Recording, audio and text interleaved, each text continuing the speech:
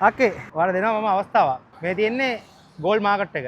ලෝක වෙළඳපොලේ රන් අවුන්ස් එක මිල තියෙන්නේ. හරිද? එතකොට දැන් ඔයාලා කියන්න පුළුවන් මේ කැනල් එකත් ඊළඟට මිල අඩුවීමක්ද වෙන්නේ වැඩිවීමක්ද කියලා. ඒක අඩුවීමක් නම් රතු කැනල් එකක්, වැඩිවීමක් නම් කොළ කැනල් එකක්. ඔයා ඔය කරන ව්‍යාපාරය වගේම මේකත් බිස්නස් එකක් තමයි. ඔන්ලයින් ට්‍රේඩින් එක.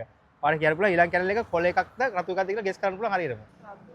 රතු. හරි. බලමුකෝ. තව තප්පර 27කින් මේ කැනල් එක ඉවරයි. ඊට පස්සේ 27කින් අලුත් එකක් පටන් ගන්නවා. ඒ කැනල් එක ඔයා රතු කියලා කිව්වා. රතු වුණොතින් ඔයාලා මම රුපියල් 5000ක් දෙනවා. තප්පර 13කින් පටන් ගන්නවා. පටන් ගත්තා කියන්නේ රතු කියලානේ. දැන් මේ කැනල් එක තව තප්පර 57කින් ඉවරයි. ඒ 57 ඉවර වෙද්දී මේ කැනල් එක රතු වුණොතින් ඔයාට රුපියල් 5000ක් හම්බ වෙනවා. ලොකු රතු අවස්ථාවක් තියෙන්නේ. මේ මොහොතේ රන් බිලඳ පොළ අඩුවීමක් තමයි තියෙන්නේ.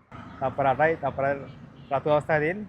චිකන් තියෙනවා 300යි, පිත්තර 250යි, කරවල් 250යි. හරි ඒක රතු අවස්ථාව ඉවරනේ අක්කට. හරි රුපියල් 5000 හම්බ වෙනවා. හරි එහෙනම් එන්න. හරි බොහොම ස්තුතියි. හරි ඕකේ.